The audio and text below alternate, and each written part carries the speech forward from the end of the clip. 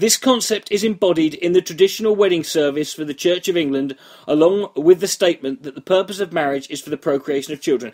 1860 fucking 6. That is how far back Mike has had to go in order to find an area in time where we were, where this was, where marriage was perfect, where marriage was better, not what it is now. And notice how he's being very heterocentric in his language there. He's not talking about two consenting adults. He's being very specific there. It's one man, one woman for the purposes of procreation of children. And he's had to go back to 1866. Now, I'm going to go out on a limb here and say that we've all sat round and we've marvelled about the heady glory days of 1866. So I'm sure most of you don't need me to point this out, but I'm just going to go through some of the things that happened in 1860 fucking 6 to give you an idea of how, of just a reminder, a refresher course in how long ago this actually was. Let's go through some of it. On February 13th, Jesse James held up his first bank in Missouri for $15,000. That was in 1866. Lucy B. Hobbs, brackets Taylor, became the first US woman to earn a DDS degree. In March, the first US company to make sewing needles by machine became incorporated. That is how long ago this was. 1866, right? It was a recognisable event that there was a US company that made sewing needles.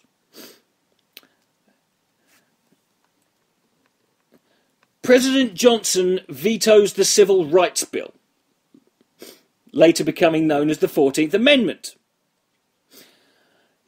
President Johnson, in April of that year, ends the Civil War in Alaska, I think it's Alabama, Arkansas, Florida, Georgia, Mississippi, Louisiana, North and South Carolina, Tennessee, and Virginia.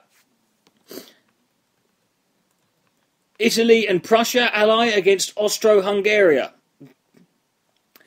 The Civil Rights Bill finally passes. The 14th Amendment passed in 1866. Now, here's one that we're all familiar with, because, it really sort of like puts, cholera epidemic kills hundreds in London. Cholera. How fucking long ago? When was the last case of cholera you heard of? This is how fucking far back he's had to go. Now, we'll all remember this one, July 26th, 1866. That date resonates throughout history, as I'm sure you all know. We all know about July 26th, 1866, because that was when the first ever, in England, the first ever canoe club opened. Canoe. A canoe club opened. Now, how fucking quiet, how sort of empty does a year have to be, events-wise, for a canoe club?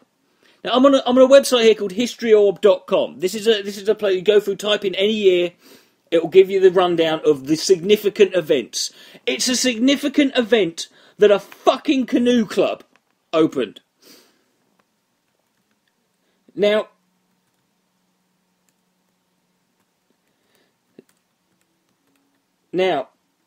so that's how far back Mike's had to go here. In only 40 years or so, the entire institution of the family, underpinned by a lifelong commitment to marriage, has been overturned. This was driven by feminist politicians such as Harriet Harman and Patricia Hewitt,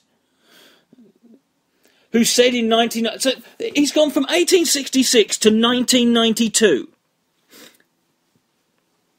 See, now, this was apparently said by Patricia Hewitt. I don't know whether this quote is true, but let's just say it. It cannot be assumed that men are bound to be an asset to family life, or that the presence of fathers in the family is necessarily a means for social cohesion. Now, they're not saying that, fuck men, we don't need them. She's saying it cannot be assumed. She's saying that sometimes the father, and this can go for the mother as well, it can go for both parents sometimes. You know, it can go for both. That the idea that they're both beneficial for a family, if neither of them are fit for it, that it's not necessary. And I don't see what's wrong with that. This is apparently a bad thing. All men and fathers are brilliant and necessary for Mike. Today, a father as the head of the family, a leader, a provider and protector, is fast becoming an anachronism. That's because it's not necessary, Mike. Believe it or not, we have found out that there are women out there who can do these things just as well. And not all men want to. You don't need a leader in a family. A family with two parents, and I'm going to say that again, two parents, not mother and father, man and woman. A family with two parents should have two leaders. Right? This idea that the man has to be the protector. You're divorced, Mike. Is this some bitterness coming through on your part? But no, this is all part of the Harriet Harman, Patricia Hewitt political doctrine. Divorce is at an all-time high, having increased by 800% since 1960. 45% of all marriages now end in divorce, like Mike's. Why did your marriage end in divorce, Mike?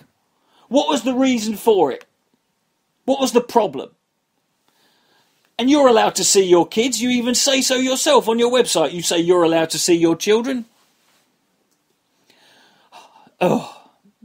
The role of the mother has changed. Once the bearer and nurturer of young children until their emerging viability as teens, women now combine their childbearing role with paid employment. That's because they have to, apart from anything else.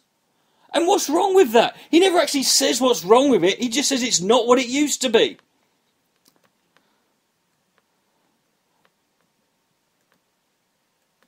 And his proposals are as such. The government needs to restore the tax advantages that married people used to enjoy. So basically, Mike wants to use tax. Mike thinks he can pay you into staying in a marriage you don't want to stay in. The government must abolish the disincentive to men to marry, namely the institutional punishment of men in divorce.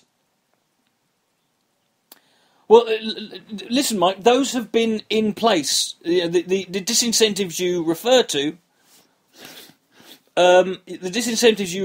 Mike, now he does cover these in later parts of the manifesto, which I'll get to in a later episode, but these disincentives that you refer to, Mike, you know, you got married knowing this. You got married going into this knowing this was the case. You didn't have to get married. You can have kids and a family and not get fucking married. Marriage is not an essential part of raising a family. The state should not be encouraging fatherless families. So it should stop subsidising sperm banks for single women and lesbians. Let me just repeat that last one. The state should not be encouraging fatherless families. So it should stop subsidising sperm banks for single women and lesbians. So apparently gay men who are couples don't want kids. That he doesn't mention. Apparently that's okay because that's two fathers. There, you can't go wrong there, can you? But if you're a single woman or a single man, even he doesn't mention men. But if you're a single woman or a lesbian couple, and you want to have, he thinks the state is encouraging. It's wrong for you to have children. I'm going to call this one a day. I know this is a shorter episode. But I'm going to call this one a day because I think I've got through 3 there. And we'll carry this on and pick this up at a later date. This is the Dick versus Manifesto, justiceformenandboys.com edition. I'll let you decide what the results of this round are. This is Richard the Dick Coughlan. Good night, may God be less.